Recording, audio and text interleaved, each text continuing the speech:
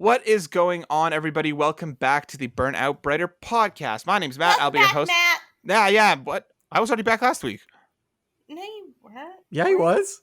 Oh, just kidding. Time is just a human construct.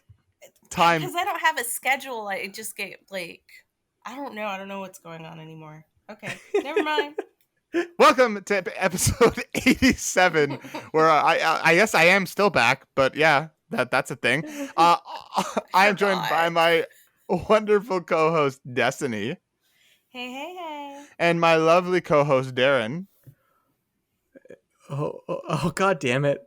You messed up. You tried to be silly. And I was trying to be silly, and I didn't want to say hey.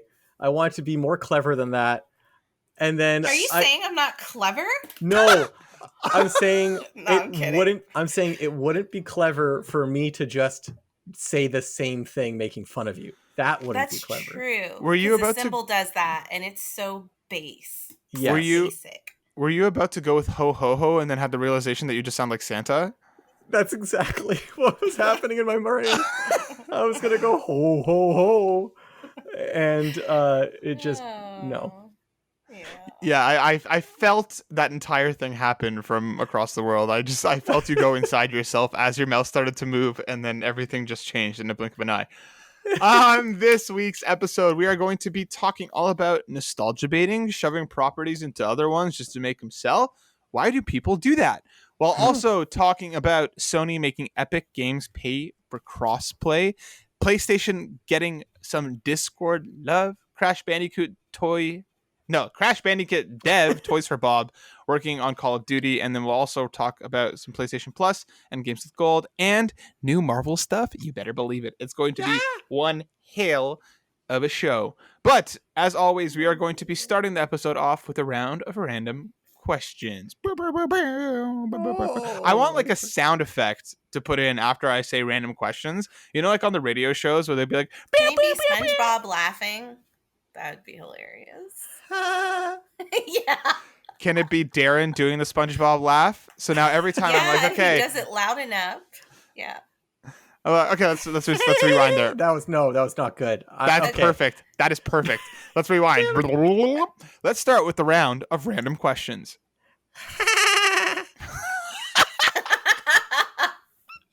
That's it. That's perfect. That's yes. perfect. I'm going to start this week with, you know what? I actually put a little bit of thought into it this week because, but it was only like, we're 3 minutes into the podcast and I thought about it about 4 minutes ago because I don't know if anybody's seen it yet, but Disney is making like pretty much like a real lightsaber. It looks pretty wild. Like you're going to be able to buy it at Disney World, and like they showed a video of it and it legit looks like starts like a real lightsaber. Like you're holding a handle and then light comes out. It looks wild. So what I wanted to know, you'll take a look at the video after because it's ridiculous. Like, yeah, look it up. It legit looks like a real lightsaber. For like the listeners too. Yeah, I will. So what I wanted to know, and I'll ask both of you this question. I'll ask Destiny first. If you could have any piece of like video game equipment, like a keyblade or like, I don't know, something along those lines. From a video game? No, let's pick any media. It doesn't have to be a video game, but yeah, so like a lightsaber or like a Pokeball or whatever, and like let's assume it's going to be functional completely, right? So it's going to completely work. What piece of media equipment, fandom equipment, would you want to have and why? That's such a good question. Oh, I have multiple. You can only pick one. I'm sorry. It's like a genie pops up and he's like, I'm going to give you one of these. Wait, can you have the genie's lamp and get wishes? Does that count? No. Because if that counts, she found a loophole. I'm going to use that one. You can. I want Aladdin's. Yeah. By the rules of the game, this works. Yes, and therefore my wishes, I can wish for the other things I wanted. Oh, nice. So one of my wishes would be to get like one of the Ghostbusters packs, from Ghostbusters. Yeah. And then another one would be to get like, I think like the wand from Sailor Moon. Oh, that'd be cool. or something from Sailor Oh Moon. yeah. One of those. You could do it like Animal Crossing style and have like your own transformation sequence into different outfits like that you have ready to go. Yeah, that would be dope. So that and the ghost pat, the ghost pat. Of course, I want that. Uh-huh, And then with uh-huh. my last wish, I don't know. I think maybe I would just like wish for a lot of money to get replicas of anything else I wanted made. You wouldn't even set that genie free. No, his job is to be a genie. Hey, it's his luck in life. But we could be friends. Then he'll just willingly do it for you. Yeah, no, he didn't do that kind of stuff for Aladdin, and he kind of lost some of his magical powers. Yeah, Anyways, a real djinn is kind of evil, so you got to be like careful. that's Yeah, true. you gotta outsmart that thing. Yeah. All right, so you go for the Ghostbusters Ghost Pack. I don't remember what it's called, and then the Sailor Proton Moon Pack. Wand. Thank you. That's a word. Pack. Proton Pack. That sounds like a good name for cereal. Anyways, Darren, what about you? What media memorabilia functionally would you want? I don't know if a pack of protons is really a good cereal. It sounds but like a nerd cereal. Not that I have anything against nerds, but they're like, every morning I start my day off with proton a pack pack. of proton cereal. And instead of It's like filled having with radiation. And instead of like having mazes and stuff on the cereal box, you'd have like a blank. What is that? Chemical table? What is that? Periodic table? Table Thank of you. That's it. No, I I can't. said table of contents. I'm thinking. Jesus. Oh yes, the scientific Periodic table of table. contents. I said chemical table, so I wasn't much better off. My mind is not working this morning yet. Yeah, you could have like a fillable periodic table on the back of the box instead of like something fun like a maze or a crossword. Today's cereal is plutonium. Oh my god. I know we're making jokes about it, but you know, like back in the day when they had like little scientific kits for kids, they actually were like filled with like really like toxic poisonous stuff for kids to like play with. Oh god. Oh, good lord. Because they didn't know how like dangerous it was. Yeah. So like they were like really like little chemistry sets that had like shit that could explode. Like some people like even died from it. Here is this lead. Not surprised. Here's this lead line cereal. Yeah, exactly. Anyways, Darren, back to your answer. Oh yeah. So at first I thought you just meant like a replica of something. I'm like, well, if it's gonna be a replica, like, oh, I'd get like the Master Sword or like the Monado from Xenoblade Chronicles. But knowing that it's actually functioning makes this question a lot harder. And like part of me was thinking I'd want the Ocarina of Time. Because then I could like, go back in time to like undo mistakes that I've made. That's dangerous, man. And I guess I'd still constantly age going forward. So, but I could also like control the weather or control like day night, or I could like. Your parents Wait, would like. you can control the weather with the Ocarina of Time? The Song of Storms. Oh yeah. Oh, that's true. Your parents would come down and be like, Darren, did you make this mess? And you'd be sitting in like a bowl of cereal, like 40 years old, and be like, no, Mom. It'll be 20 years ago.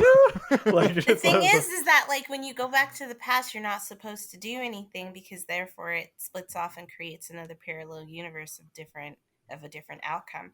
So what if you never get back to the original universe that you were from because you keep creating parallel universes from all the things you keep doing in the past? Well, I'll just keep like, making new branches until I find one that I like. Oh god. That's so sad. You'll never see the original Matt or Destiny or your parents again. Like you'll just be gone. I'll find a better Matt and a better Destiny. You'll be no better. You'll be giving up friendship. You'll be giving up love. Think about this, Darren. What love? Okay. Oh, love for you and him. Yeah. So, all right, fine. So I was thinking about this, and honestly, the more I talk about it, the more that I think I actually should stick with the Ocarina of Time, because this sounds pretty powerful. The downside being is that I have to physically be good at playing it, because Link actually had to physically play it to do it. Right. And I don't really have much musical ability. Get a DeLorean. Darren would have this ocarina and just be like, fuck it, I'm done. I give up. I'm not trying to learn it. I don't care if it helps. Yeah, exactly. I just give up. So I think what I actually want is the portal gun. That's cool. the portal gun would just save you so much time on like your commute or whatever. Like you put a portal in your work or whatever, and then put it at home. Although I'm realizing now this has a downside too, because the people at work could just walk into my just home. walk into your house. Yeah. Damn it, I'm not happy. I'm sticking with the Ocarina of Time. I'm going back to my first choice. I'm sticking with my gut. Ocarina of Time. Sticking with Depression the Instrument. I'll learn it, okay? I will learn it. I mean, you could just get a DeLorean if you just want to travel back in time. Yeah, but I also like the ability to like teleport. Maybe I could like find some locations. I could find some songs that like teleport me to different parts of the planet. Although I have to be careful because I might teleport myself into like the ocean. A volcano. Or the volcano. God damn it.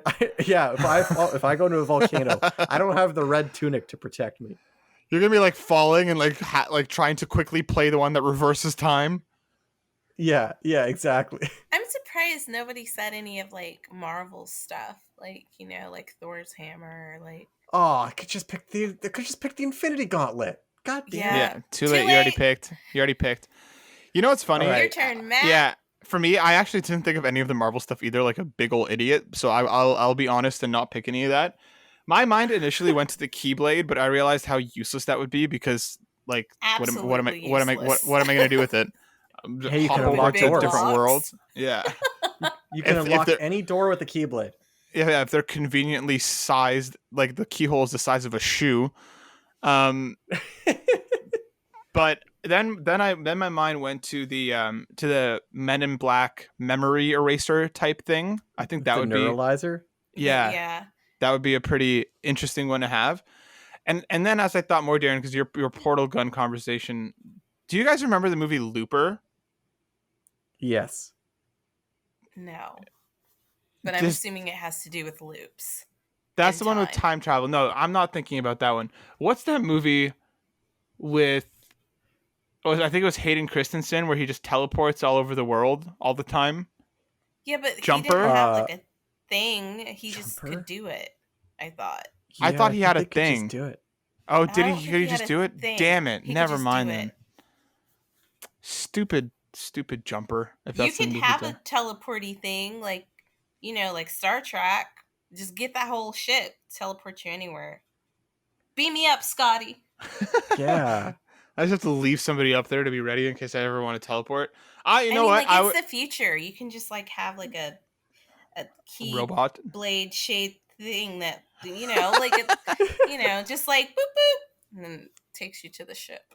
I don't know why they didn't have that. You know what I mean? Like, it's the future. You're like flying different universes, but it needs to be like you need a person there to like handle everything. That doesn't make any sense, does it? Yeah. Now that I'm thinking about it. It's no fun. It's no fun when you just say, beam me up, Bob the robot. Like, it doesn't matter if you were like, beam me up, Bobby, and he was all right, it would be fine. Like, it wouldn't even matter. Don't call me that. My actual name is Bob, which stands bleep, for blorp, bleep bloop. Yeah. Okay. Anyways, bleep over blorps. You know what? I would go with the neuralizer for Men in Black, and I would erase my mistakes my own way by making them forget, and then live on with the things that I've done. That sounds uncomfortably evil, man. Yeah, sounds real messed up. And I would try and like adapt it into like the new age, where if like I was talking online to someone and I did something stupid, I could just like send a quick, memory Digital eraser. Neuralizer? Yeah. Like when they open the email, it's just like That's like, this is the prince from Nigeria. You could get away with a lot of stuff. Yeah, you could, I know. Like, rob a bank and then just make everybody forget that you robbed the bank. Until they realized there was some money there. I put the neuralizer up in like a disco ball and bring it into the bank. Constant memory loss.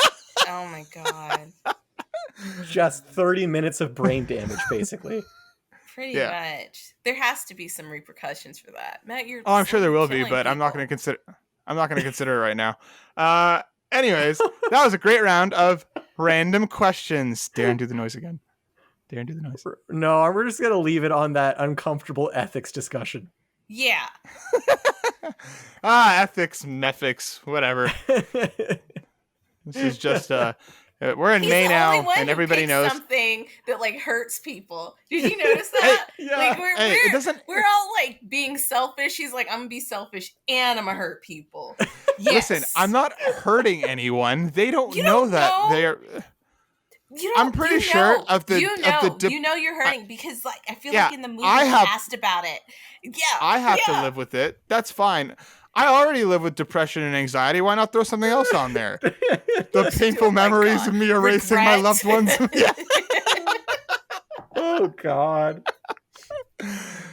Anyways, moving on. Okay. Next, we're going to be talking about what's new. Destiny, I'm going to go to you first this week. Destiny, what's new? What's been going on? So I've been playing lots of Terra, and Nice. yeah, and So I Final was looking- Fantasy has caused you to go back into Terra? I always wanted to get back to Terra. Like Mhm. I prefer that game or like Black Desert Online, but it was like a whole thing because like they got bought out by GameForge and like the game has changed a bit. I don't know if it's for the better or not, but you can tell like the original company Enmas who created it like really cared about it to whereas like it just seems like GameForge acquired it And they're just kinda- living off the royalties. they're just living, yeah. Like I don't think they've added anything new really from what I've seen. So yeah, That's a but shame. I really like the gameplay. So it is. It sucks because I didn't realize a lot of these games, like even Black Desert Online, got bought out by someone else. Yeah. So Once they start making money, people start looking for ways in. yeah, Yeah. I guess. Who was it that bought Black Yeah. Desert? Was it Tencent? I feel like everything is White- always bought by White Desert. Tencent at some point. White Desert. Okay, for real, I thought you were serious there. Stop. Shut up. I don't know. Because I didn't play Black Desert that long. I played it with you guys for a little bit. Yeah. And my then I computer didn't was go too back crap to to it. run it. Yeah. Yeah. But anyway, so playing that, and I watched this. Guys, you have to see this animated movie. It's so good. It's the Mitchells versus Mitchells? the Machines. It is Yeah. so good. Like, Senna and I have it on like the watch list. I keep asking her the last couple of days. We've just been busy, but like, yeah, I'm dying to watch it. It looks It's on awesome. Netflix? hilarious. Yeah. Like I was like cracking up the whole time. It's so good. I've It's never done even by heard the of this. studio- What is this? It's done by the studio that did Into the Spider-Verse. Oh wow. It's done by Sony Pictures. No. Yeah. Yes. No. Yeah, I Hold think on. you're right. Yeah, I think It's it's done- Sony it's- Pictures. Yeah, it looks awesome. Apparently, it's really good. Destiny, you liked it? Yeah, and I told my friend Jackie to watch it, and she liked it too. It was funny, dude. It was so. It's probably one of my favorite animated movies. Like Really? out of all the ones I've seen, yeah, it's so good. I'm Definitely rewatchable. I'm definitely dying to watch it. Like Senna and I are gonna watch it probably hopefully this weekend after we finish packing. But yeah, I'm really excited. It looks great. The buzz around it online is super positive too. Yeah. So I watched that, and I also watched this really cute anime called Lou Over the Wall. And it kind of like reminded me of like Ponyo from Mhm. Studio Ghibli, but like cuter. It was like surrounded like I guess it was themed around music and stuff, but it was really cute. So I saw that. And What then is it called again? Sorry, I just want to look it up. I've never heard of it. Oh, Lou Over the Wall. So LU Over the Wall. It's really cute. Okay, finding it. Go on. And then I was looking for games, like some more indie games to play on arcade, on Apple Arcade. And I was like pleasantly surprised to see that they had like some games where like the lead protagonist was a person of color. So I wanted to Yeah. just like throw those names out there. And the first game is called Murder Mystery Machine. Oh. And it's about this basically you're solving like crimes and like murders and things like that. Mhm. And the lead detective is a black woman. And I thought that was just Ooh. really interesting. And then the other one is called The Adventure Maker, and the lead protagonist is this little black boy. So I was just like, yay, go you indie game companies who are like not afraid to use like, people of People of color. color. And not just like black people. I just because I'm, I'm black. I noticed that. Mhm. But there are other games that are using other like races, and I think like if I can find a new game every week, I'll like throw a shout out to like a game that's actually like using like some people of color. That's Yeah. awesome. Then Wonderbox, sorry, Adventure Maker Wonderbox, the game that you were just talking about, literally looks like a toy box in like yeah, game form. This looks really interesting. it's really cute. And then I picked up this show that my friend told me to watch. It's based off of a book series called Shadow and Bone. And it's really, really interesting. It's like really cool. And I love that the cast is so diverse. Like, it's a very diverse cast. And I think the main girl is like half Chinese and half white. Like, she's mixed, but based in their world, she's considered Shu and like whatever the other race is. And then there's like I'm not sure if she's Indian, but she looks Indian. There's that. There's like a black guy. It's just like a really good cast with like a lot of people. Almost kind of like how The Witcher tried to bring in a lot of different people of different backgrounds. Hmm. So I've been watching that. And the last thing is that Travie Mccoy, I don't know if you guys know him. He's Yes, from gym class heroes. Yes. So he just got like a Star Wars arcade cabinet that has like 3 games in it. So basically like a retro style arcade machine, and he's doing a giveaway. So it's only for people in the US, or I would have told you guys. Damn it. But basically you just have to leave a comment under his like YouTube unboxing of it. So I went ahead and did that, and I also like kind of like plugged us a little bit, not that much, just like I would love A wee like bit. to get one of these and like talk about it on the podcast. That's all I said. Yeah. And then I said, "May the 4th be with you," because hey guys, today is May 4th, and I think it's great that we started it off with like Star Wars stuff. Yeah, that was Right? planned. Yeah. I totally forgot. Yeah. So that's all I've been up to. Nice. That sounds like a lot. Yeah, I'm excited about Mitchell's versus Machine, and then the Lou over the wall looks super, super cute. It's super cute. Oh my god, I loved it. And yeah, I'll definitely look into those Apple Arcade games once I'm back in Canada, and I think I'm gonna sign back up. Or well, I'm gonna be able to use it through you, right? Up. Yeah. I just can't. So it popped up once, and it was like, sign these people, sign your friends up, and I was like, okay. And then like I was like, I'm just gonna ask you first, so I exit out of it, Mm-hmm. and I don't know how to get there again, so I need to look it up so I can add you guys. I believe in you. Yeah. What about you, Darren? What's new? Oh my god. Let me think. Not a lot. I'm gonna be honest. Okay. Be honest. Okay. So one thing I did that was fun was as I mentioned before, for the month of April, I was doing my 24A24A, which was 24 A24 films in April. And I finished it because it's May now, so I finished all my movies. Nice. And I just wanted to shout out the movie that I saved for last because I kind of had a feeling that I would really like it. Turned out it was my favorite movie out of all the films I watched this month. Look at The that. Farewell. The Farewell. It stars Awkwafina, and nice. It's about her living in New York, and then she finds out that her grandmother is dying. Except in China, I guess the culture is that if a loved one is dying, like of old age or something terminal, you don't tell them. You tell the family, and then it's up to the family to tell them to kind of like protect them from the knowledge or fear of their own mortality.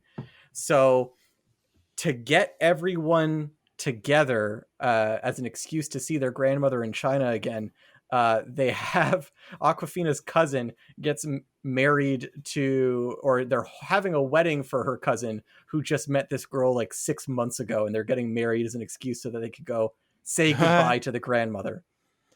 What an interesting setup.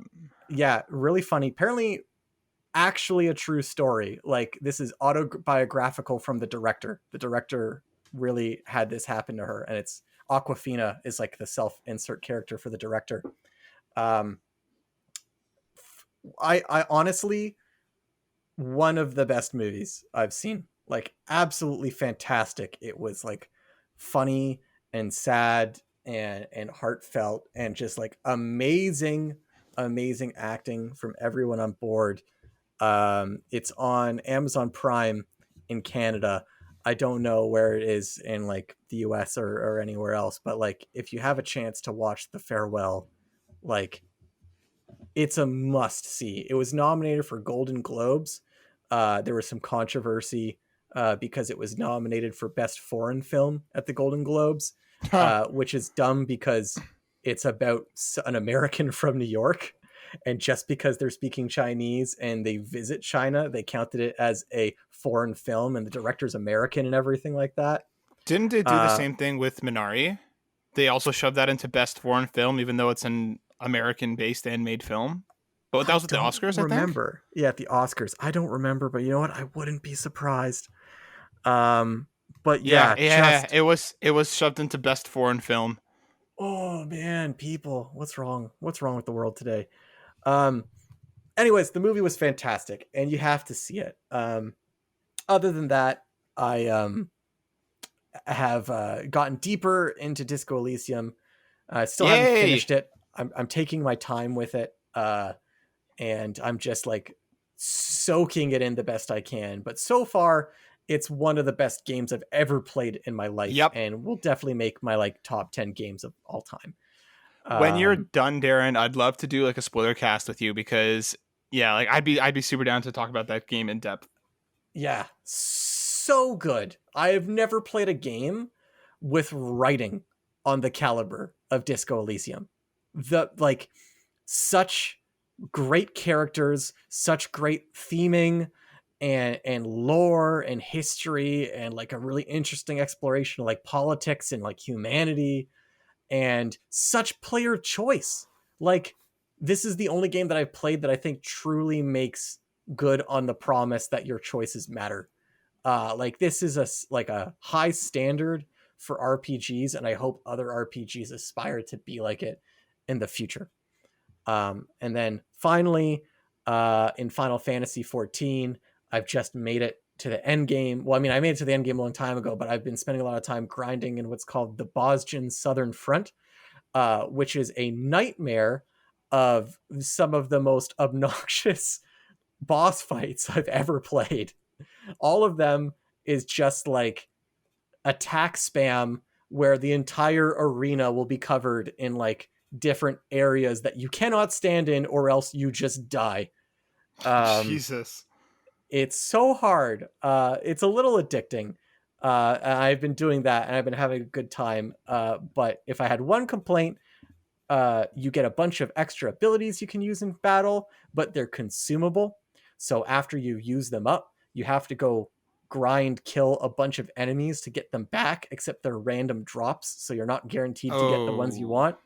Good old RNG. Yeah, I hate it. I hate that. I'm in a bit of a love-hate relationship with Final Fantasy right now because of that, but I'm sure we'll make it through. We always kiss and make up at the end. Final Fantasy just knows how to pull on my heartstrings. So yeah, that's it for me. Nice. I'm done talking. Matt, what have you been up to? Man, I have been in some games the last few days. Well, first off, I reviewed Skate City, which was an awesome skateboarding game. So if you're curious about that, go check out the review. But just a couple words. I love how chill it is. I love the vibe.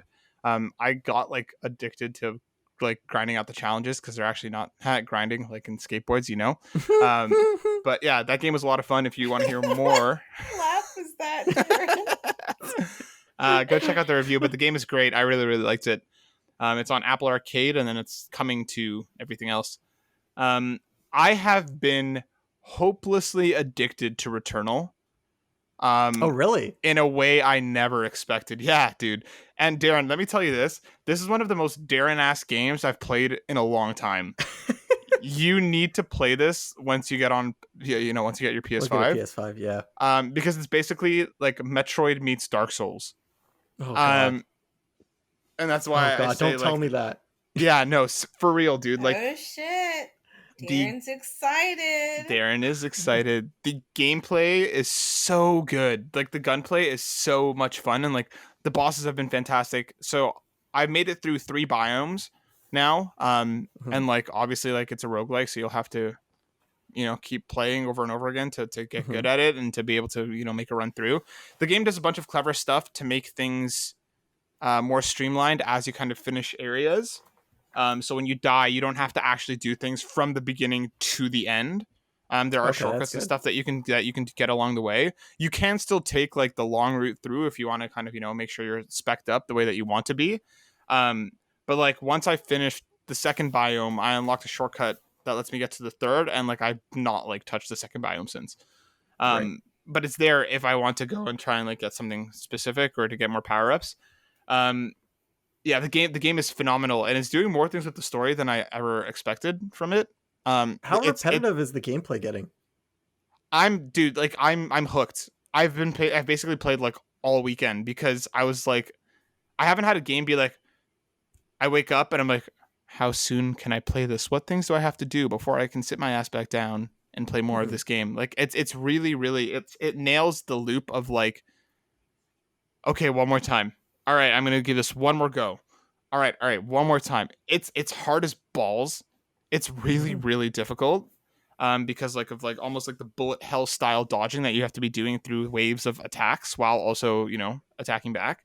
But figuring out the best way to do things is a blast. And like I again, it's a roguelike, right? So like by inherent design, it is repetitive, but I haven't worn out on it at all. And like I probably sunk at least 15 hours in so far, if not more.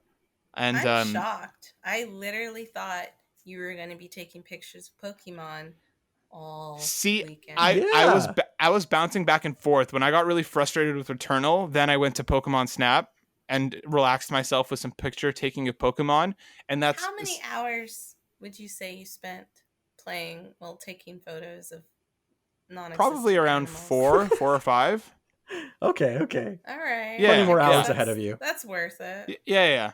But like right now, I think just because like Returnal, like I have to keep up my ability playing it to be able to finish it. If I leave that game alone for the next couple of weeks, then I'm screwed. Like coming back to it, like I'm not going to be able to kind of, it's going to take me a while to get back into it, but it's really, really good. It's hard as shit. There are technical issues with it right now that are frustrating. And there are some bizarre design choices that I just don't think work well, and like they will hopefully address it, because like I have lost runs because of the dumbest shit. There was one thing where like I literally got stuck on the environment, and it was like basically imagine like a tree, and I jumped on it like kind of like on like because I was running away from enemies, and I just got stuck there.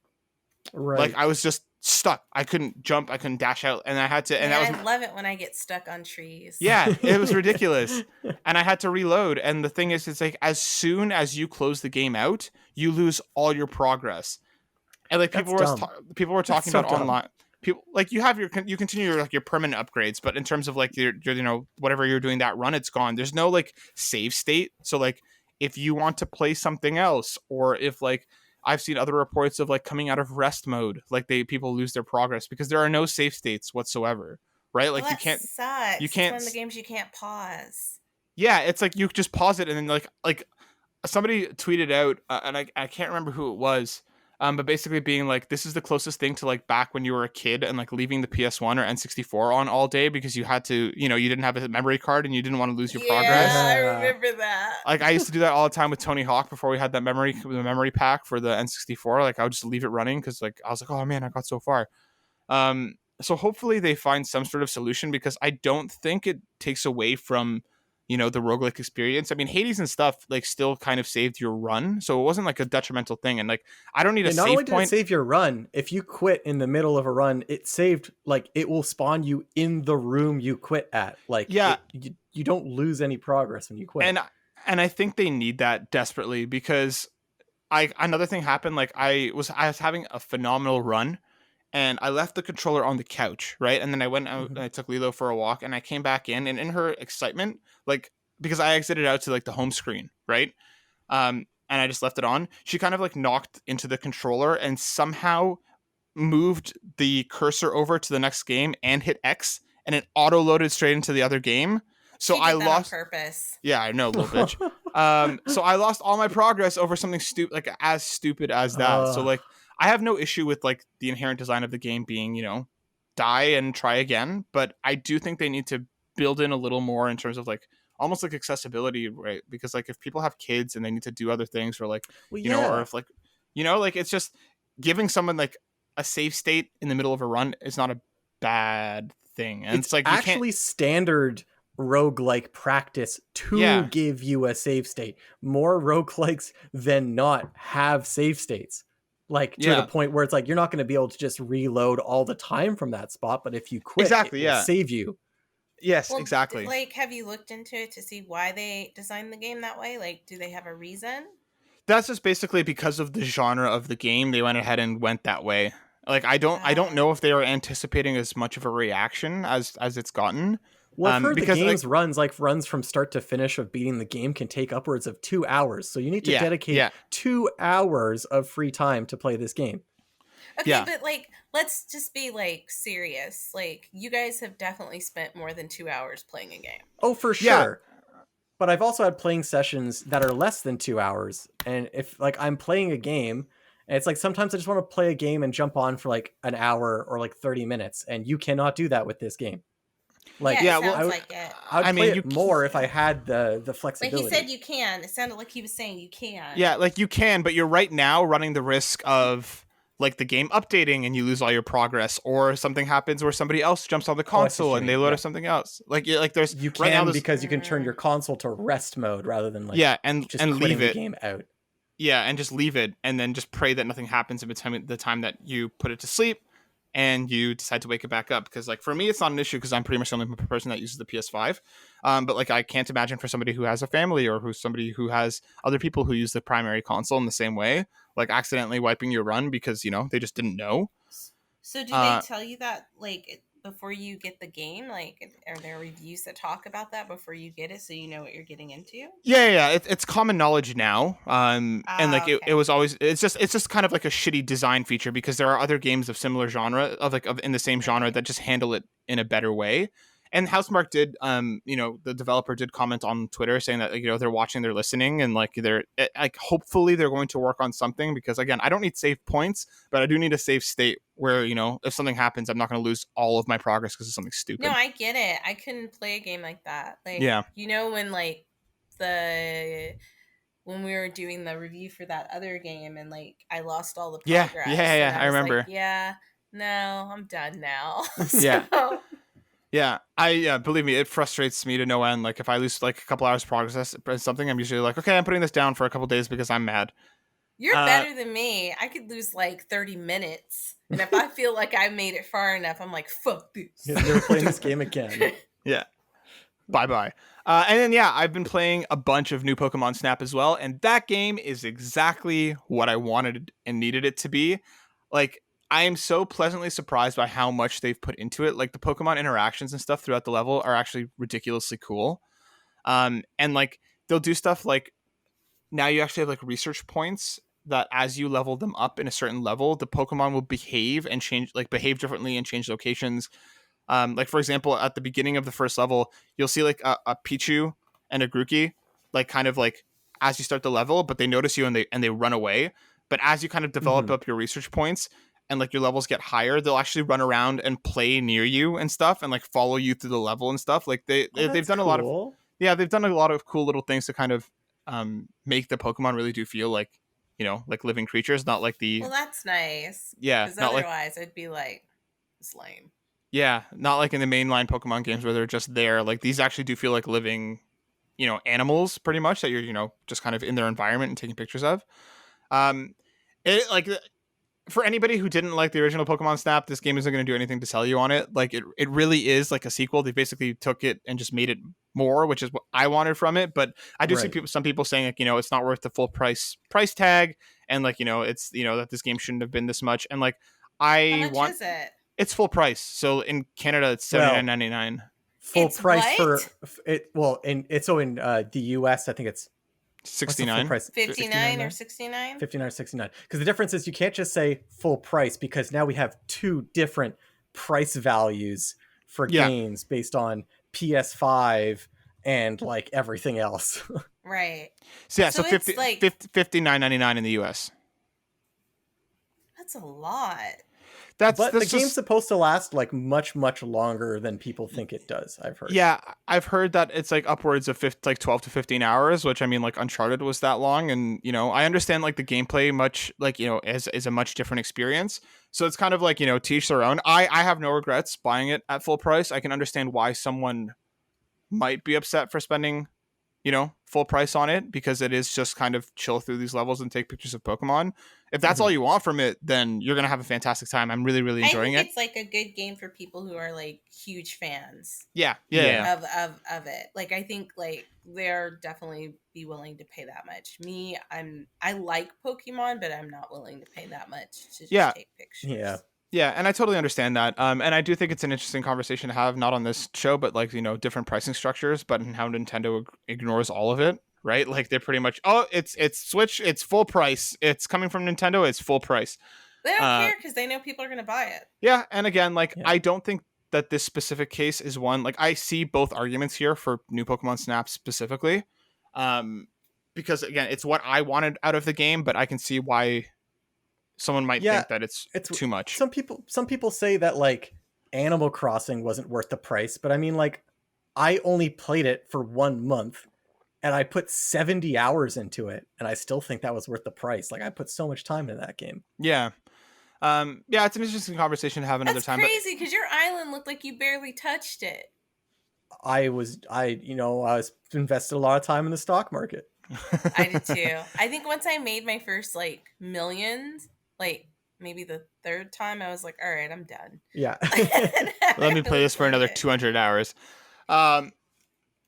Yeah, no. There's a lot of controversy about it. Because I'm trying to like also, because I don't want to run the clock because we're already talking a long time. We're gonna but move I've on. got my own angry pricing opinions about what Sony's doing with the $10 price increase that we've already mentioned in a previous podcast. And like, I don't necessarily want to buy Returnal because of it. Yeah, I understand that. Again, I think this is let's save this conversation because I do think it's a good one. But yeah, so to sum up, if you want more Pokemon Snap, or if you're curious about taking pictures of Pokemon, I don't regret buying it at full price. If you want to wait, then wait. But I'm really, really loving the game so far. But it's meeting your expectations so far. It's surpassing them. I expected much less from it, and I'm pleasantly happy with what I have. Nice. Personally. Can I say something? Not about that, but it segues into what we're going to be talking about. And it kind of like the tell off of this. But so like I've been reading where like a lot of people are upset with like that there's not enough content in Animal Crossing, right? And I know we're going into this whole thing about nostalgia baiting, and they brought in the little 6-pack cards of like scenario, like the Sanrio. Sanrio. Yeah, I always call it scenario, and that's not at all how it's spelled, but whatever. Sanrio, because we're talking about like nostalgia baiting and things like that. And I wanted to know what you guys thought about that, because there's like so many people who have been playing and invested so much time into this game, and like I feel like the Sanrio was kind of like nostalgia baiting in a way, like get them all excited, like just put a little bit in there to keep them playing, because basically where the game's supposed to be played for like a year, right? Yeah. And then it's like pretty much done. It's the same events over and over. So I wonder like if they're going to continue to try to like add things that are like nostalgia based to keep people interested in the game. They kind of did that already. Also, not just with the Sanrio cards, because I think the Sanrio cards are a little bit different because that's just like a promotion, Well, and yeah, not but everyone's going to have they access didn't, to. but they didn't redo the cards, because when I was talking to my friend who's like really into it, they basically just brought back some old cards that they had, or old Yeah, designs that yeah, they yeah, had. Oh, yeah. okay. These cards originally sold like a few years ago, and then they brought them back pretty much identically. Oh, Yeah. okay. Well, Um, that's different then. I think you're kind of spot on here, D. But I think that this is also a little bit of a different conversation, at least for me, because I have more of a. I don't have as much of a problem with them using the cards to kind of get people back in the game. I do have a problem with the way that they're distributed and how impossible they are to get. Hmm. Because Oh, I you, think you that still didn't get them? they're gone. Like it's over. Like that initial Oh, selling, that was it.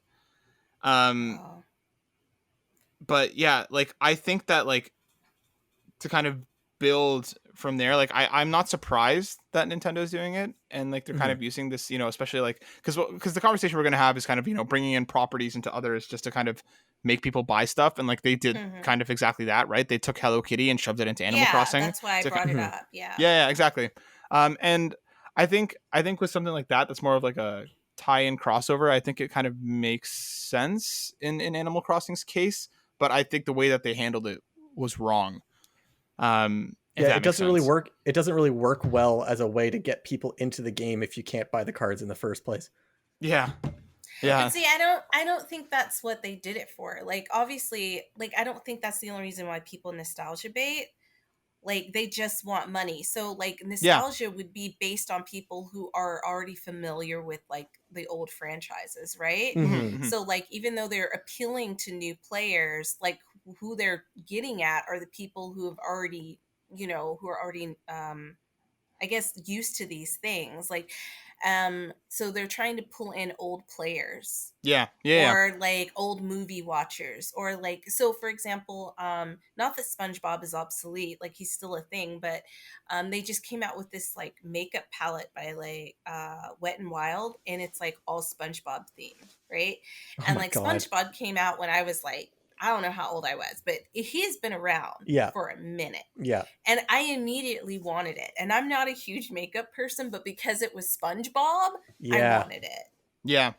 And that's kind of where we're going to go with this conversation, because like what we were talking about before the show started is kind of using properties or using nostalgia in a way to kind of sell other products, or to inserting them into places, like kind of like Dee was just saying with SpongeBob. It's like, oh, like when I think of SpongeBob, I don't think of makeup, but like you said, Dee, right? Like they shove it in here and they're like, okay, now I want it. And like the reason I wanted to bring this conversation up, and kind of what sparked myself thinking about it, is I was watching the Space Jam 2 trailer, and like Space Jam the original was it's a fun movie and it is what it is, but like it's kind of just based around, the characters and, the game of basketball. But Yeah. like in this one, they're shoved in so many, other references and other characters from other properties, and it's like the trailer, I swear, like 20% of the trailer was just shots of the crowd of like, oh, I know that person, oh, I know that person, oh, I know that person. Yeah. There's And I think that's Batman Planet. There's Game of Thrones Planet. There's yeah. the Iron Giant again. Yeah, Like, and like they did the same thing with Ready Player One, where they shoved all these references like Tracer and again the Iron Giant. And I mhm. kind of wanted to talk to you guys about how you feel about properties doing that, because to me, my initial reaction was like, oh my gosh, it's so cool. And as I kind of thought more about it, I don't think it adds anything of value to the product, at least in the case of Space Jam and Ready Player One. And even with the makeup case, like, outside of it being SpongeBob themed, like I'm sure you can get similar colored makeup and stuff elsewhere. That's probably not going to be as expensive. But yeah, I just wanted to talk about like, how do you guys feel about products, or characters, or different kind of things that, matter to us, be it, from nostalgia's sake or for whatever else, being shoved into other places to kind of make you want to buy or consume the product. So I like it. you like it? I do, because like, it's nostalgic. So I like it. Like, it reminds me of like my childhood. I don't think there's anything like particularly wrong with it. Like, they're not hurting anybody. And they're also like I think a lot of these like films that are doing it are wanting to, like, when we saw it, we were like kids, right? So it's kind of pulling us to want to see it again, but like we're bringing our kids, like keeping us interested in it as well, because it's like, oh man, I remember like when I watched Space Jam and this and this and this. Like I like that because I don't want those things to be forgotten, I guess. So I noticed in Korea they actually do that a lot. And I don't know if it's nostalgic for Korea or if they just think it's cool.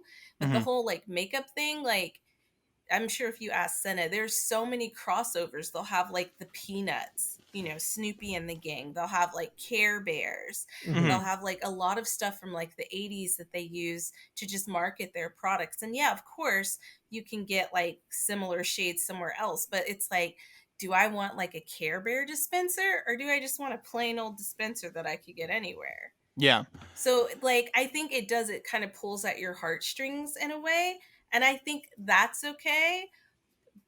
But, like, for example, like the scenario card, the Sanrio cards, I Sanrio. don't know why I keep saying that.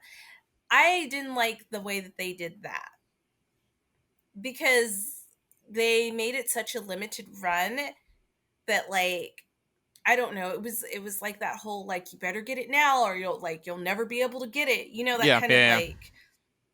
So I don't like that. But like in a movie, I don't really mind it. And in Ready Player One, I thought it made sense because it was like basically talking about the creator of the game and what he liked and what he grew up with, and that's what he put into his games. Do you know Yeah. what I mean? So Yeah. Yeah. like that made sense to me in Ready Player One because he was like an old school vintage gamer. So obviously he incorporated the things that he liked in his video game, and it was basically like from the 80s and 90s and stuff. So you saw that stuff. But then again, like you also had movies like Roger Rabbit at the time, and that came out like ages ago, but it did the same thing. It brought in like really old cartoons and like people saw it and were like, oh my God, as well as new creations like Roger Rabbit and things like that. So I like it personally if it's done in the right way. Yeah. And Yeah, that's kind I of what I. think Sorry, it's Dan, go ahead. sorry, you go. No, you. Yeah. No. I was gonna continue. No, the only thing that I wanted to say, and like before Darren, you go off, like, yeah, I agree with you, D. As long as it's done properly. The issue that I had, at least with like using the Iron Giant as an example in Ready Player One, like they had him doing like attacking and fighting, and like the whole purpose of that movie is not violence. So I kind of feel weird when they Dude, use it didn't in a they way fight that. through the whole thing? Like that main guy was like the main antagonist was like, didn't he kill the parents in the first like 5 minutes? In the I Iron don't. Giant movie? Not the Iron No, I'm Giant talking about. movie I'm in talking about Ready the. Player No, One. I'm talking about the Iron Giant movie, right? They use that character in a way that goes against what the whole like its whole purpose was. Okay, That's what I mean. okay, yeah, okay. I was So confused. d- Okay, yes. yeah. So Darren, what do you think? Because like that's kind of what rubs me the wrong way is when it's done in a way that kind of goes against what the creator or like what the character is supposed to Yeah. be. Yeah, I think Ready Player One's such an interesting example because there I personally think it's kind of emotionally manipulative. Like I think a lot of the time when companies are deciding to put things in other things, it's purely just for financial reasons. Like it's just because we know people will buy stuff that has recognizable other stuff in it. Like but what makes Ready Player One so interesting is that you have totally messed up things like that where like they're using the Iron Giant just purely because people could be like, hey, look, that's the Iron Giant, and they can screw up the way he's supposed to be represented. They didn't take the time to understand his character. They put him in there purely just for fan service. But at the same time, Ready Player One's entire plot is based around it, and it's based on the book. That's entire purpose was based around it. So from like a creative perspective, Ready Player One makes the most sense to have this kind of like nostalgia baiting. So Mm-hmm. Ready Player One doesn't really bother me that much. What bothers me more is stuff like Wreck-It Ralph 2, where Ralph breaks the internet, where the movie felt so goddamn like self-congratulatory from Disney. So you had the first movie that was all about like it was like an homage to the 80s era of arcade video games, and you had all these original characters and all their games, and there was some references to older games for the nostalgia baiting, but the movie was about being a video game. But then for the second movie, Ralph breaks the internet. It seemed like it was entirely an excuse just to throw in like as much product placement as they could for their own products to advertise their own other movies. It felt like very impersonal, and I felt like it actually took away from the movie, and the movie was worse because of it, because they took away character development by trying to force in scenes that included other properties. Can you give some examples? Like the Disney princess scene where they're advertising all the Disney princesses, the whole like Disney Marvel like Star Wars zone. Like it's all of these. Oh, also they had like Facebook product placement, and they had like Google product placement. It's all of these things that they could throw in the trailer to get you to come see the movie, because it's just things that you recognize. And like, I don't know, like it took away from what the purpose of the character was. No, I agree with you. But the only thing I wouldn't agree with is that those things didn't make me want to see the movie. I wanted to see the movie because I saw the first one. Right. And the first one was so good. Right. But yeah, I do agree with you that it didn't make sense to have a lot of that stuff in there. Like the only thing that kind of made it make sense is because they broke the internet, so therefore they're exposed to a lot of other stuff. Yeah. But then it was just like, really, like the Disney princesses. Yeah. And I know there's a lot of people that were really happy about the Disney princesses scene, so I don't want to say that the scene itself was bad, because I do think they did unique stuff with the princesses, but like it just felt very, very clinical marketing. Like I don't think they did it because they felt like the Disney princesses were really characters that needed to be in the movie. Oh no, not at all. It's just like, it's just for marketing. And I definitely like the first one better. Same. Yeah, me too. And that's kind of what frustrates me is like some of these things, like some at least with the product placement stuff, like with the, again, even with the SpongeBob makeup, like these are things like you said, D, sometimes like I'm a total victim for that too, right? Like if I see something that I'm like, oh, that's something that I care about, I'm definitely going to buy that product, even though like I might not have, had much interest in it before. And I do think to some extent it's fine. Especially when it's done right. My problem comes when kind of like when you were saying, Darren, is when it's just kind of like shoehorned in just for the sake of being there. You know what I mean? And like we haven't seen Space Jam 2 yet, so I can't speculate on whether all of that will add anything to it. Like I think it kind of gets to a point where it's like, oh, that's so cool, I spotted this, or I saw that, but I think there's a line there that too much of that gets to a point where you're like, oh my god, you know what I mean? Like it's just overwhelming how much that they're throwing in front of you. And especially when they go against creator intent, like with the Iron Giant, right? Like Tracer being there in Ready Player One, I had no problem with. She was, dashing around and shooting stuff. I mean, that's what Tracer does. It's just kind of like, I feel like I watched Space Jam 2 trailer the first time and I was like, oh man, that looks really cool. Like I'm going to watch it. Like I loved the first Space Jam and I'm going to watch it. But then as I kind of started being like, oh, I saw the article start going up. I'm like, oh, did you catch this person? Did you catch this person in the trailer? And it's kind of like, those articles essentially write themselves at that point. And again, it's just more advertising for the movie, but like it doesn't, at least, looking from the outside in, because again, we haven't seen the movie yet, add anything to the movie as a whole. Like you could have had just bystanders in that, in that scene, and it wouldn't change anything at all outside of people being like, oh, look, I see that person. Oh, I see that person. And like that to me just feels like a bit of a cop out. I feel like the thing is though, the first Space Jam did the same thing. You're just a kid and you didn't realize who those people were. Like it still had famous cameos of people in the first Space Jam. Like it's technically the same movie for kids, but like now with newer names. Well, wasn't it just exclusively the Looney Tunes in the first movie, or were there other cameos? No, I meant cameos by people. Oh yeah, no. I'm talking more about like they have like, at least in the Space Jam trailer, they have like people from like Clockwork Orange in the crowd. They have like that way, like not cameos as in like actors and stuff. Like so they shove in characters from completely other properties in there that just doesn't even make sense. So like that's kind of my problem with it. It just kind of feels forced and it doesn't feel like genuine, and like if it's there, it's there, but I don't know. Well, I guess we have to watch to see if like that actually affects the movie. Because like if they're just there to be there and like people are just spotting them, I don't care so much. Yeah, I the stuff with Ready Player One too is they even added some things that were like adding in references that weren't in the novel, like that whole section on The Shining, I think was just there because Steven Spielberg loves Stanley Kubrick so much that he wanted to put his own references in. But that didn't make sense to me either.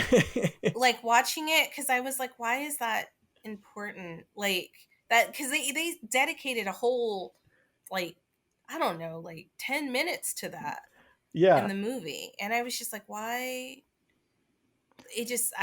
I didn't like it because I don't like that movie. I know people are going to be like, oh my God, but I don't like horror movies, so I can say that. Okay. Thank you. And what I wanted to also say is like, I get that people like the creator was upset about Iron Giant. The thing is that like people go into these video games and they take like for example, GTA, and they take characters and they use them the way they wanted to, right? Which I get that's what was happening in this game. And also the fact that even though he didn't want, like Iron Giant is peaceful. It's like one of my favorite movies. Like I love him, but he is a weapon of war. So like I can see why they use that in the movie, because the movie they were basically fighting a war against this. And I don't think it's right that they did it and the creator was like no, but I can see why they did it. Yeah, I see why they do these things too, and it's like we're talking a lot about Ready Player One because I think that's like the easiest example to talk about. But like there is a trend of films coming out that are purely just trying to reach at your nostalgia bone, like Pixel. Yeah, like Pixel. Oh God, don't even give me that's what a. I thought that was a good movie. I thought it was funny. I just you hated it. I don't like Adam Sandler, or I don't like Adam Sandler movies. Okay. Except for Uncut Gems, which was fantastic, but that's not like an Adam Sandler movie. It's just a movie where he was in it.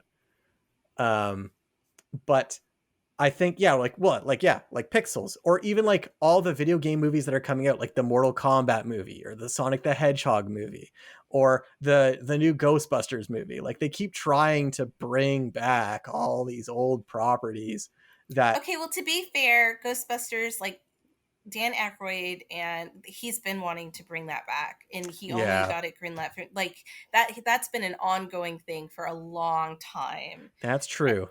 Yeah. You've got a point there. Yeah. Yeah. But when they rebooted it with the whole female cast, that was garbage. I'm sorry. It was not. I don't know why they did that. That was not. It wasn't a funny movie. No. It was a boring. I was very bored. Yes. Yeah.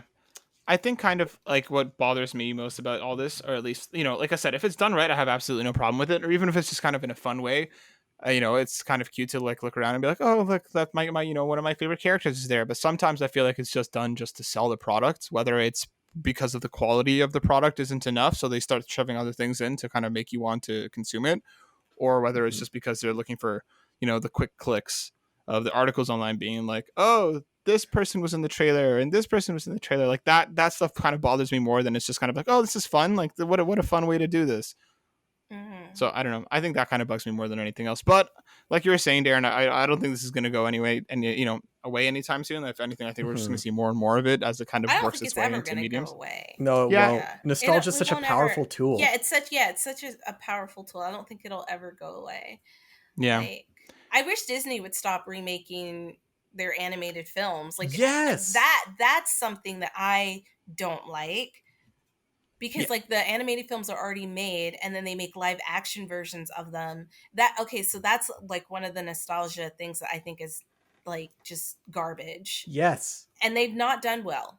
Like their live actions have not really done well. And they just keep doing it. It's like nobody there has any imagination anymore. Even Pixar's kind of fell off. Disney, I think right now is well, Warner Brothers and Disney are like two of the biggest film studios. Warner Brothers just tries to put their entire Warner Brothers catalog in every movie that they make, like what they're doing with Space Jam 2. But yeah, Hmm. Disney is just as big, if not bigger. And I think, Destiny, that what you said about these live action Disney movies is the biggest example of negative nostalgia baiting, because now, like, people or kids that hear about all these amazing Disney movies, their first introduction to Disney properties is going to be through kind of heartless live action recreations that are inferior to the original films. Yeah. Because that's the biggest problem with nostalgia baiting, in my opinion, or at least in this category, is creating situations that like we like nostalgia things because we're nostalgic for things because the things that we had we We liked. attach good memories to them. Exactly. So when you're doing stuff like recreating things live action, you're uh ruining you're ruining those things. You're like trying to create nostalgia, but it's not even worth it because you're not pleasing the people that you're originally supposed to be giving the nostalgia like feelings to. See, I have mixed feelings about the live action Disney stuff. I don't mind it. I think as much as it bothers you guys because like for example, like D, when we were working with the kids, right? A bunch of them went and saw it and they really enjoyed it because like I don't think those live action movies are for us. You know what I mean? Like I think they're just meant for younger kids or anyone who has never consumed the original content. Right. Because every time they wanted to watch A Whole New World, it wasn't the animated one. They wanted to watch the one from the new movie. Well, Um, that's because that's the only thing they knew. But exactly. if So like, I don't know if I would say it was for them. I don't think the live action is necessarily for kids because it's not colorful enough and like if you like do the research and like the psychology on what keeps kids' attention, like I don't think those movies are made for kids. I think they're made for adults who will take their kids. And Yeah. that's the nostalgia pull of it. see, I think it's I don't know. For me, I feel like it's the opposite. I feel like it's the kids will see the trailer or they'll see the commercial for it or whatever. They're like, I want to see that, and then you as an adult being like, oh, Aladdin, I know Aladdin, I love that movie. I mean, I'll take the kids to go see that. Yeah, I think exactly. That's what I'm saying. Like you'll take the kids to go see it because you know it and you remember from when you saw it Yeah, when because you were a kid. it's not the Mhm. kids that make the decisions as to what movies to go It's see. the parents. It's the same reason why in animation when they would take when they so this is the thing I learned when I was going to school is they slip in adult jokes that kids would never get Yeah, yeah, just yeah. for adults because they know adults will get bored watching the animated films, right? Mhm. Mhm. So like how do you get to the kid or how do you like all companies know the way to like get people to spend money is through their kids but also like nostalgia, right? So if you they know that if they put out a movie that you saw when you're a kid you're more likely to take your kid to see it. And Yeah, at the yeah, same yeah. time, they're trying to make it look more adult so that Yes. the adults will be like, okay, I've seen the original. I could show my kid the original rather than take them to see this new movie, but this new movie looks like it might appeal to me too. Because I could easily just show my kid the original, like Lion King, for example. It's on Disney Plus. So why would I want to go to the movie theater? They have to make it look different, make it look a little bit more adult. And but like if you showed a kid the live action Lion King or the live action Aladdin and showed them the animated version, I guarantee you 9 times out of 10 they'd probably They'll like the pick animated yeah they're one better probably too. gonna like the animated version better. And the thing is that even when they like do like they start selling and accessorizing they don't do like the original looking people from the movies. They still make their money off of the dolls from the animated movies. They still like what's the word I'm looking for when um you want people to God, what's the word I'm looking for? I can't think of it. It's on the tip of my tongue. But basically, like when your kids go to Disney and like they're not going to be buying like lookalikes of what was in the movie. Mm-hmm. They're not going to be asking for The that. They're going to be merchandise. asking for the yeah, I guess merchandise. They're going to be looking for the. They're going to buy the merchandise that the 2D animated movie Yeah. originally put out. That's it's kid baiting. That's basically what it is. Yeah, I don't know. I think it's also kind of evilly brilliant because, like you guys are saying, right? Like if they go ahead and they watch the live action movie and they watch it with their parent, and their parent's like, oh, the live action movie was worse than the animated one. Well, guess what? If you now want to watch the animated one, you have to pay for that one too. Assuming that you don't have it, right? Evil. Like it's double evil dipping, genius. right? Yeah, Yeah, definitely, it's double dipping. Definitely. But if I had kids, I would take them to see it. Yeah, me too. And like that's what I mean. Like I've watched all of the live action ones so far, I think. I have not watched any of them, and I don't have any kids, so that's probably why. And, I mean, I don't have any kids either, but like I'm just also a giant child. Yeah, but you're a kid. Yeah. Come on. But let's hop off of nostalgia, because we're starting to run a little long here, and I think that the whole Disney I actually think it's an interesting conversation to have a full podcast on. But let's talk about some Marvel movies. Let's stay in the world of movies because we got some new Marvel news coming in the last couple days. So Marvel put out Marvel Studios put out a trailer kind of celebrating the movies, where they did a bit of like a look back on a bunch of the movies that they've made so far and their upcoming slate. And basically we saw some new Black Widow footage, which is coming July 9th. We saw some Shang-Chi footage, which is coming September 3rd. We saw Eternals for the first time coming November 5th. And then we got some new title treatments and some new stuff. Spider-Man coming December 17th. Doctor Strange March 25th. Thor, Love and Thunder coming May 6th. And then this is where we get into some of the new stuff, because we got our title unveil for the new Black Panther movie, which is going to be called Black Panther Wakanda Forever, which is going to come out July 8th. And can I just say that before you go on, that Lupita Nyong'o, who starred in the movie, says that they've like basically made this film, and like it's like in love and memory to Chadwick. A tribute, which I think is really amazing. So like she says it pays like homage to him in such a beautiful way. So I'm assuming they've already got the scripts and read everything over, and I'm super excited to see it. I know it's going to be emotional because I do not know how they're going to do this movie without him. But like I am super excited. I am excited and scared at the same time. Sorry. Yeah, no, actually, I was going to use this for a second to talk about this as well. I love the title, actually, because I do think that, like, I don't think it would have been titled this without Chadwick's passing. And I think that even the title is kind of like, a bit of an homage to him and to everything that they did with the first movie. And like, I love that they're not recasting Black Panther. You know what I mean? They're shove another actor in and be like, this is T'Challa. I am too, because I was going to be really upset if they did that. Yeah, me too. And I'm glad that they're kind of going to put the focus more on Wakanda as a whole, and they can cast the characters that we already have. I wonder if we're going to have a new Black Panther by the end of the movie, whether it be his sister or one of the guards or anybody else that might be there. It would have to be Shuri. They can't be one of the guards. It would have to be Shuri. I've heard some people speculate that maybe I wish I could remember her character's name, but Lupita Nyong'o's character, I think some people speculated maybe she might take up the mantle. No. Yeah, I know it would be his sister. I know Shuri does take it in the comics, but it has to be the family, right? Like it can't just be someone else. And like her character is Lupita Nyong'o's character is not actually the same character in the comic. Like he doesn't have like a love interest like that. So that was like more for the movie. Mm-hmm. So it would have to be his sister. And if it's a movie where they're paying homage to him, I feel like that's the best way to go, is to have like his sister take up his mantle in his place out of like respect. I think that would be the best way to do it. I'd just be curious to see how they would do that, because like, I don't know, at least in the first movie, her whole character was so like science based, and she was like, she loved to do the research. She loved to do that kind of stuff. She did fight obviously later on, but like, I really wonder what they're going to do with it. And like, I have a lot of faith in them because it is the original director and writers coming back to do it. So like, I'm sure they're going to do it right. I like personally, I'm just very curious as to how they're going to do it. But I'm so excited because I love the name.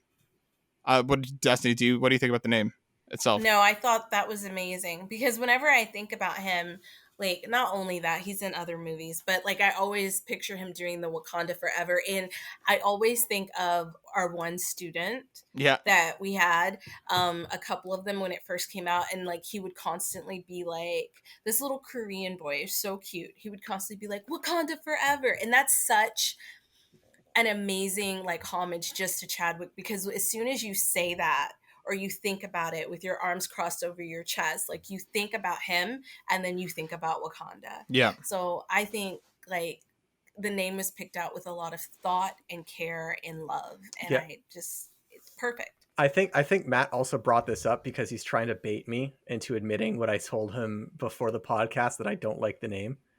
But I think I never actually thought of the idea that it would not necessarily have been named this way if it wasn't for Chadwick Boseman's passing, because I think thinking about it as like a name that's a tribute to him, it makes sense, and I think that's the right name choice. I just don't like the mouthfeel of the words when I speak them. Black Panther Wakanda Forever, just, I don't know, it just doesn't sound like a title to me. It feels weird coming off my tongue. Black Panther, Wakanda Forever. Really? Yeah, I don't know. It sounds more like it's like a statement. It's not really like a title. But I think you're right. I think it's both. Yeah. Like it is a statement, and it is the title of the movie. Like basically, Black Panther will live forever, Wakanda forever. It's a statement. Yeah, no, I Yeah, just yeah. No, I feel I like agree with you. statements are weird as titles. Oh, Yeah. like Eternal Sunshine of a Spotless Mind. Yeah, like that's a weird title. It is it's a good movie though. It's a fantastic movie. Yeah. Yeah. And no, Darren, I actually wasn't trying to go into debate you. I was going to ask you and see what you said, because I was wondering why you felt that way. Oh, yeah. Destiny. What do you think about the name Destiny? Oh yeah, I think the name's good. Yeah, I think the name's really good too. What do you think, Darren? Well, I was going to ask you because I wanted to see what you just thought. We mentioned it, just talking to each other, but like we didn't really get into it. So I just wanted to see what you were going to say. I'm just teasing you. And then we also got the Marvels coming November 11th, which is going to be, I guess, Captain Marvel 2, which is going to feature Miss Marvel and Monica Rambeau from WandaVision. Ant-Man and the Wasp Quantumania coming February 17th. We got our first look at Guardians of the Galaxy Volume 3, at least like the title treatment, May 5th. And then they ended with some Fantastic Four logo, what they actually also made it look like, Phase 4, but Fantastic Four. That's also, I don't know how I feel about that, because every Fantastic Four movie they've made stinks. It's been terrible. Is that nostalgia? Does anybody want to see another one? I don't know. I don't think so. I want to see it done by this Marvel, not by all the people that have done it before. Who did it last time? Wasn't it the same Marvel? No. They had Fox. It was Fox, but they also had they were doing the X-Men movies. Michael B. Jordan. It was Fox. Yeah. Oh, that was so ridiculous. Yeah. I was so upset about that. I was like, that doesn't even make sense. It didn't make sense, guys. We'll talk about it later. Yeah, we'll talk about it later. It didn't make sense. But yeah, so that's a whole lot of Marvel that they've now announced. If you're curious, the trailer is really cool, and it has some like Stan Lee narration. So go check out the trailer if you haven't yet. Nice trailer. Can we just say something really quick about the Stan Lee narration? I loved it because it literally is the like embodiment of like, we're all people and we all have amazing things, and like he said something like, that guy next to you is your brother, that girl next to you could be your sister. And I just think right now in our society, like across the world, like that is something that we really need to look towards too. So if there are any like Marvel fans or Stan Lee fans out there who have any kind of like homophobic, racist, and any kind of feelings like that, it literally goes against everything that he ever created. Yep. Yes. Do you know what I mean? Yep. And so many people love Marvel. Like it's just like, come on, guys. Like, agreed. I absolutely agreed. Well said. Nailed it. And that was it. All right, let's move on to our next story, which is Sony makes Epic Games pay for Fortnite crossplay. This is coming from Rebecca Valentine over at IGN.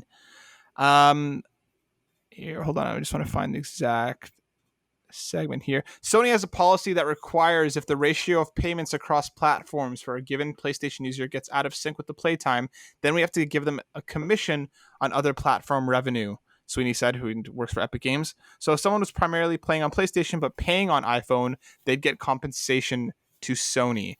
So basically what happened is these kind of leaked documents came out during the Epic versus Apple trial, talking about how, whether they were in the right for taking Fortnite off of the Apple Store because of the way that they were handling payments, et cetera, et cetera.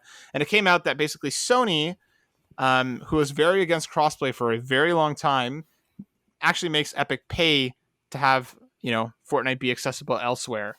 And some of the emails that came out are pretty much like, how does this help PlayStation? You have to make it, a reason for us. And like, there's even like lines in the email that say shit like, oh, we'll make Sony look like the good guys. Sony gets to decide when the announcement is and blah, blah, blah, blah. And what bothers me about this story is like, this seems to be kind of PlayStation's hubris coming back out, which, went down back in the PlayStation 2 to PlayStation 3 era, where they just got cocky and too confident and they kind of ignored the consumer. They did whatever they wanted to do. And then, now they're making people play they're making companies pay just to be, let people play together. And this bothers me a lot. Darren, what do you think about Sony making Epic pay for crossplay? Yeah, it bothers me too. It makes sense for them as a business decision to do it though, because like they're the market leader right now. Yeah, if you're the market leader, you have nothing to gain from allowing people to play on a different platform, because chances are there's a bunch of people out there with PlayStations and maybe one guy doesn't have a PlayStation or doesn't have the game on their PlayStation platform. But if they want to play with their friends who are on PlayStation, then they have to buy the game or the platform itself. So it makes sense. But yeah, obviously from a consumer standpoint, that frickin' sucks.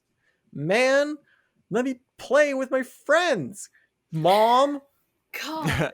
Yeah, especially because like the rest of the industry is just like taken to crossplay in such a way. Like even Nintendo has been pretty open with it, which like kind of surprised me. And Sony being like, you want your people to play with your people, you pay us first.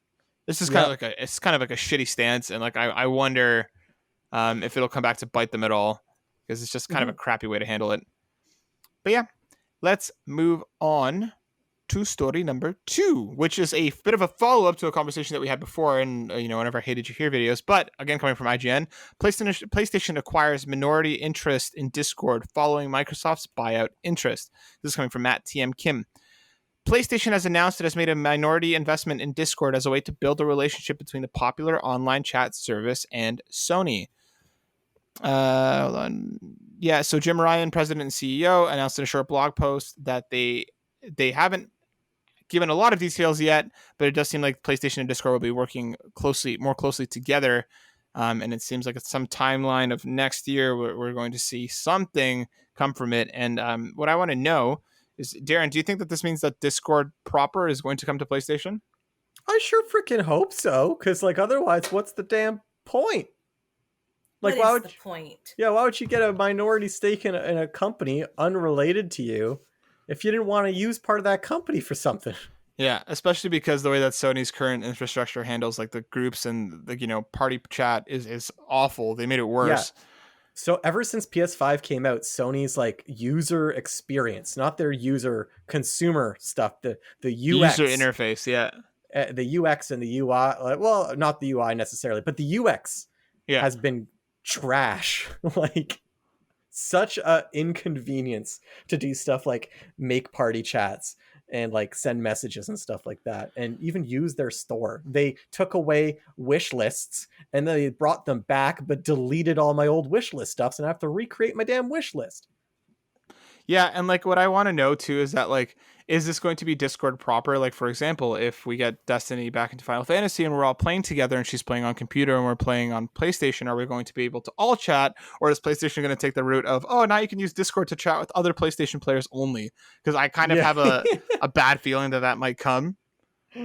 I hope that would suck so bad. Right? That would really because suck. People use Discord for like so many things. Like, yeah, I just wonder if the PlayStation PlayStation have to go back to TeamSpeak. Well, I just wonder if like all the PlayStation apps specifically will only let you talk to other Discord players on PlayStation kind of thing, right? The fundamental Discord app wouldn't change, but if you're on PlayStation, you can only talk to other PlayStation. But like, I'd hope that wasn't the case because I'd love to, be able to talk to Destiny when we're playing other stuff, right? It doesn't have to be Yeah. like landlocked on PlayStation, but I don't know. I guess we'll see next year. Our next one, this is going to be our second last story. This comes from, again, IGN, from Joe Screbbles. Crash Bandicoot dev Toys for Bob is now developing Call of Duty Warzone. Toys for Bob, the developer of Crash Bandicoot 4, It's About Time, has been assigned to support development of Call of Duty Warzone. And there are rumors of layoffs as well. Activision Blizzard basically said, oh no, there are no layoffs, but like it seems like it's a bit of a murky water right now. We don't really know exactly what happened there, but we do know that Toys for Bob, who is a awesome studio who took care of the Crash 4, and I'm pretty sure they also took care of the Crash Remaster, has now been taken and stuck onto Call of Duty. And Destiny, what I want to ask you is how do you feel about that, right? Like, you worked in the gaming industry for a while. You've done a lot of media work. If your bosses basically came and said, oh, by the way, the stuff that you like to work on, nope, you're going to be shoved onto this other franchise because it's more successful and you're just going to provide support. Like, I want to know, how would that make you feel like as an artist? I mean, like, okay, so for me, it's a little different just because I feel like people who work in the industry are like aware that might happen, because most of the time you're not working on something that you're like super passionate about. You're working on somebody else's passion. Mm-hmm. Mm-hmm. So it would just be like, all right, unless like you were really, really passionate about it. But like, just going into these places now and like working for a company, it's usually never like, it's not your own creation. And as an artist, most people have their own like dream games and things that they want to create. So I think most people are just going to be like, well, all right, well, it's just part of the job. Mm-hmm. Yeah, that's interesting. Darren, what do you think? Yeah, I think, I mean, that makes sense. That really does make sense what Destiny said. I think what's also interesting about this situation is if they're doing a support studio, then probably a lot of stuff like artists will, be let go from the company because they wouldn't necessarily be needed to the same capacity as if they were working on their own game. Also, I just wanted to clarify, it was actually Vicarious Visions that did the Crash Bandicoot remaster. Oh, yes, you're right. Yes, you're right. Sorry. Toys for Bob did the Spyro remaster. There we go. Okay.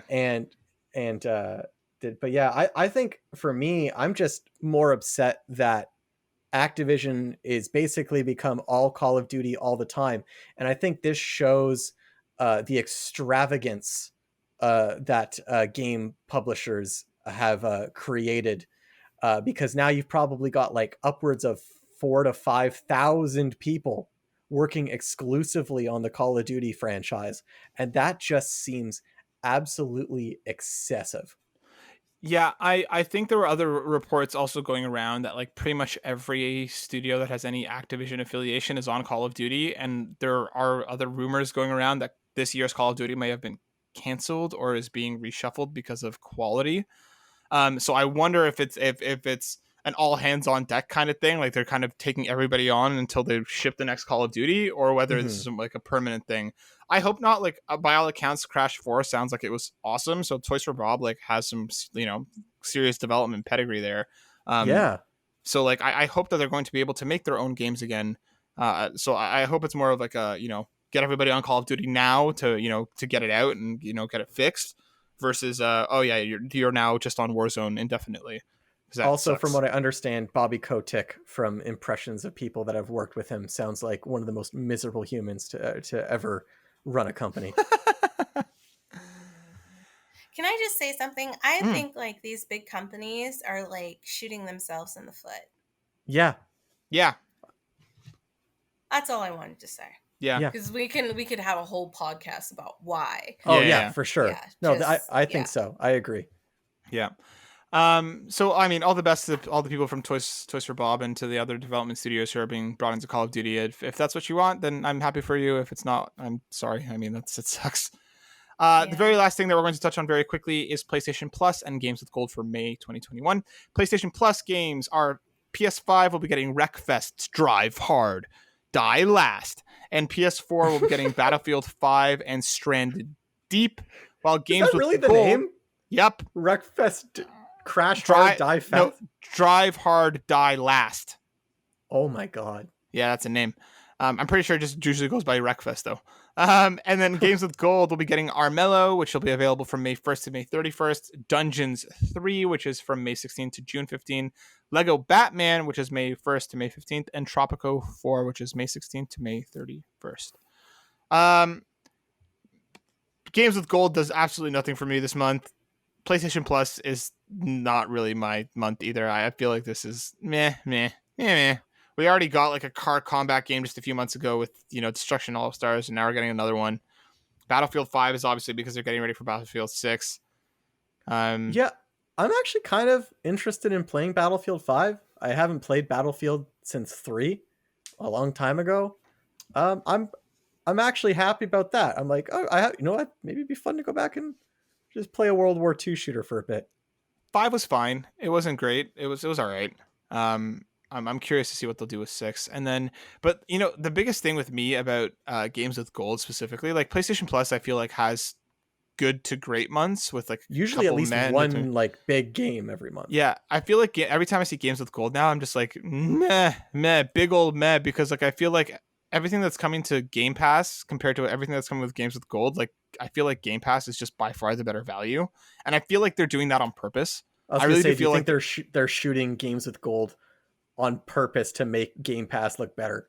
I 100% that's what they like. What I think that they're doing. I really think that they're making games with gold just kind of a middling service that they're just kind of like throwing games on, and then the real value they're putting on Game Pass. And I have to believe that's intentional. I really do think that they're doing it on purpose to try and push people to Game Pass, which is by far a better service than what you're getting with games with gold right now. But I could be wrong, but I really do feel like that's what they're doing.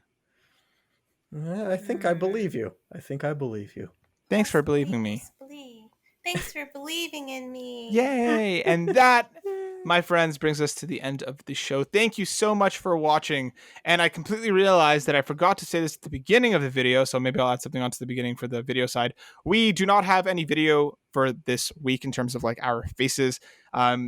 Just because of my situation, I'm moving back to Canada, and where I'm staying right now, the internet is not great. And our internet sucks. Yeah, last week's podcast took me about 4 hours to edit because I was dealing with the delay and make sure everything's synced up. So this week we'll have no video. We'll get back to normal starting next week. But yeah, just so if anybody's aware. That was nice of you, because I probably would have been like, guys, there's no video this week. Yeah. It just wasn't syncing. Just what? Yeah, right. Well, the problem was that the audio also wasn't in sync, so that was a whole fucking thing last week. But oh man. Yeah, but anyways, so that's why this week we're just on audio only, just because we're dealing with transitionary. You can put our little faces up there though from the 64-bit. Yep, that's the plan. Wow, nice. Yeah, but yes, thank you so much for watching. Please, share this around. Follow us all over the place. Hit us with that 5 stars on Apple and other places. Go check out our YouTube where you can find many more reviews and videos and stuff. Subscribe. Yeah, subscribe. We're up to like 142 now, I think. So steady progress. Give us your comments. Oh, can I just give a shout out to Assemble, because I know he listens.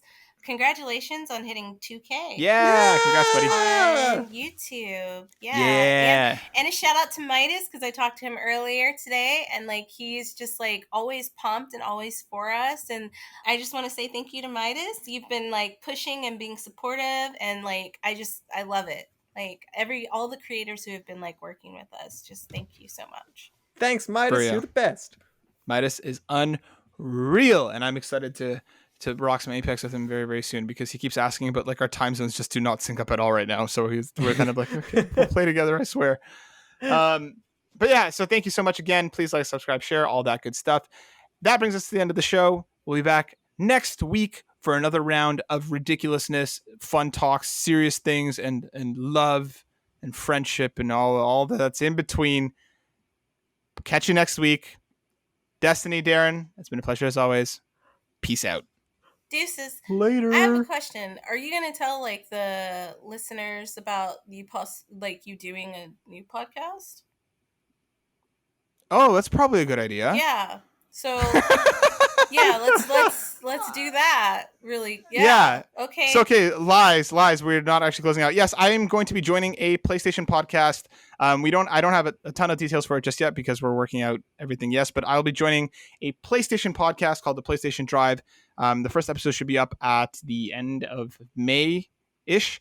From a Patreon called Yumi and Capri, where you'll find me there now, starting at the end of the month, once a week, if all goes well. We'll be making a PlayStation podcast, so come check that out and show some love there too, because I love talking about PlayStation, and doing that now every week is going to be a hell of a ride. He's leaving us, guys, and now it's gonna I'm not be, leaving. It's gonna be the Destiny and Darren show. And you know how I know that's for sure? Just check out next week. See if Matt is here next week. Yeah, if Matt doesn't show up, that means that it's just the Destiny Darren podcast now. The Double D podcast. Double D's nuts. No, I'm kidding. That was terrible. Double D's nuts. Okay, we're changing our podcast name to Double D's nuts. Okay, I will not be here next week because I'm going to be moving back to Canada, but that doesn't mean I'm gone forever. I'll be back. I'm not going anywhere. God damn it. We'll catch you next week. Bye. Bye. Bye.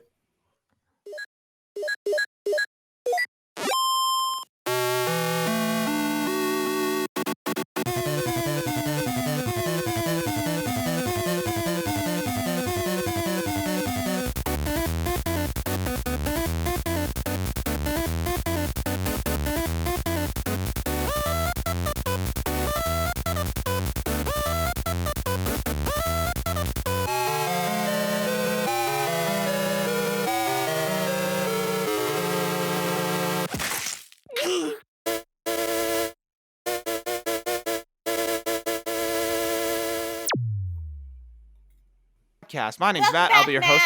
Yeah. What? I was already back last week. No, you weren't. Yeah, he was. Oh, just kidding. Ha ha.